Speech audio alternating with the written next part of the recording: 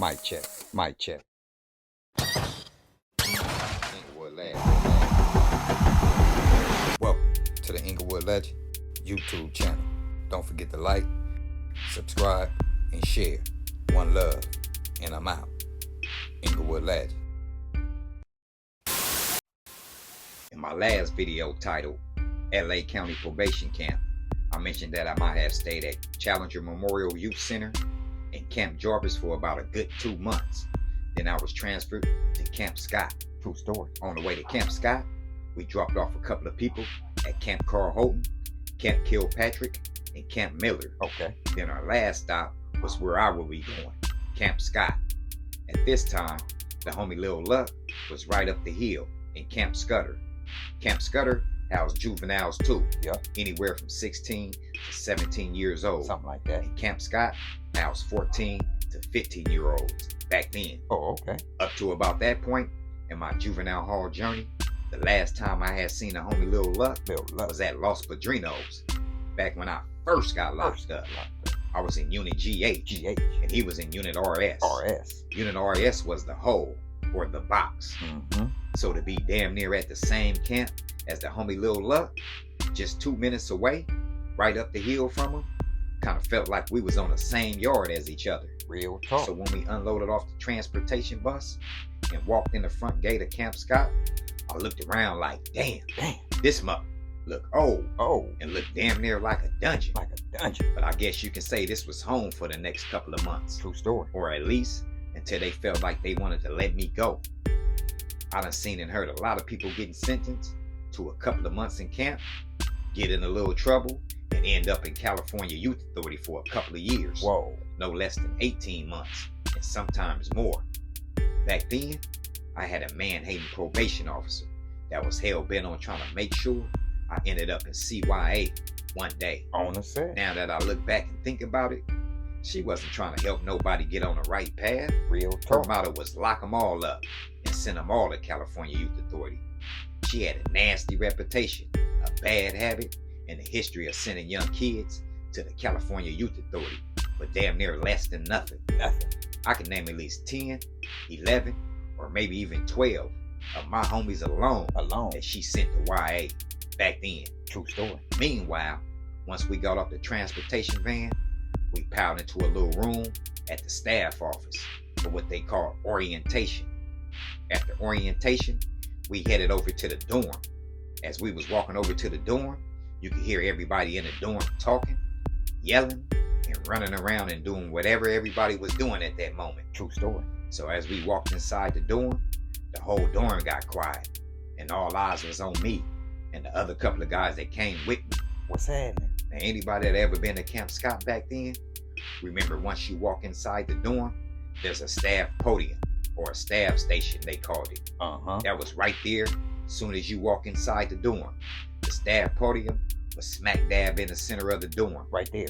You had what they call 4 wings with 2 rows of beds they call groups. Like this right here. Each wing might have had about 30 beds, 15 beds in a row on each side of a walkway. It was 4 wings, 30 beds each wing.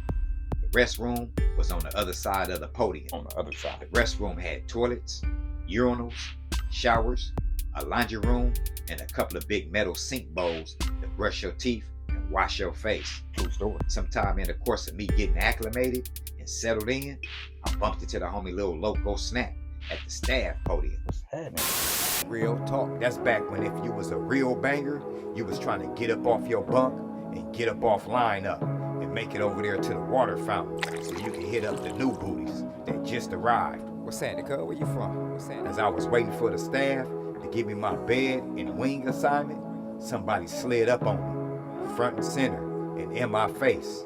I looked up and laughed. Oh, my nigga, Bobby. What up, cuz? Where you been? The homie smiled, laughed, and said, right here. I've been locked up since the last time I seen you on the block. Damn. We exchanged a few words, caught up a little bit on our young life, and flipped through each other's photo album book.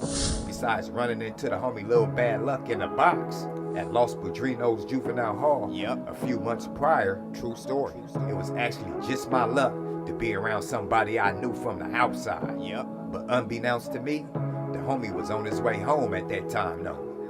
He had already been locked up for about a year or so by then, so I think he might have had about 2 weeks left. About a week after me being there, I ended up getting into a squabble. Yeah, mutual combat with a guy from Sentinella Park family. True story. We ended up going to the box, the hole. And we talk about 30-something years ago. So certain names and certain individuals I may not fully remember. Real talk. But I do remember a couple of folks hit me up, asking me where I was from and what set I claimed. Of course, every time I banged a set back on them, proudly, on every last person that hit me up. inglewoodLegends. Child time came around about 5 o'clock in the evening. Everybody had to be on their bed and sitting up on what they call line up. Line up was sitting up straight on the edge of your bed and at the foot of your bed, close to the walkway. Both hands on both knees and elbows locked.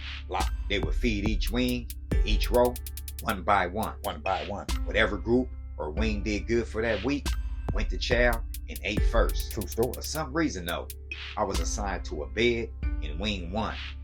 And wing 1 was the most dysfunctional wing in the camp. Wing 1 consisted of two groups that had most of the camp's so-called ups in that section.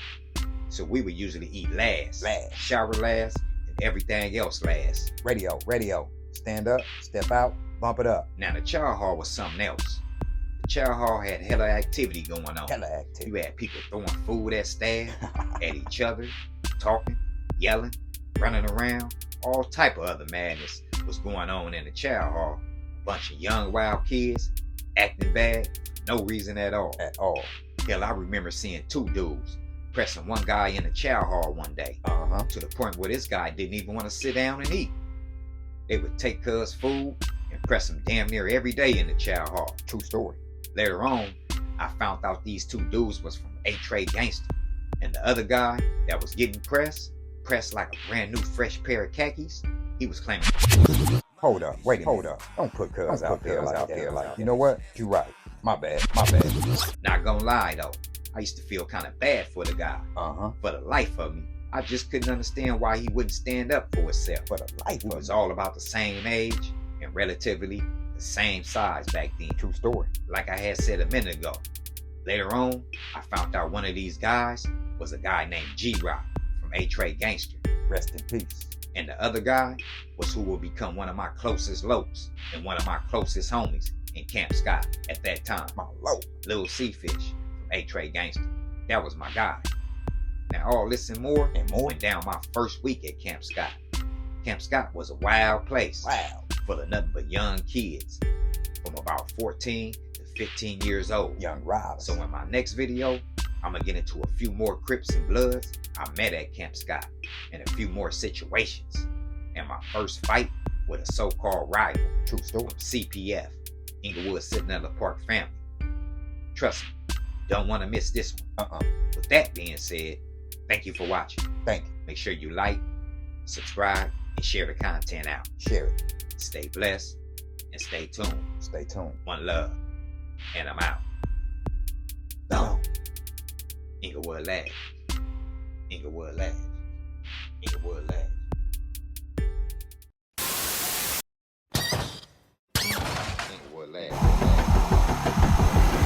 Don't forget to like, subscribe, and share.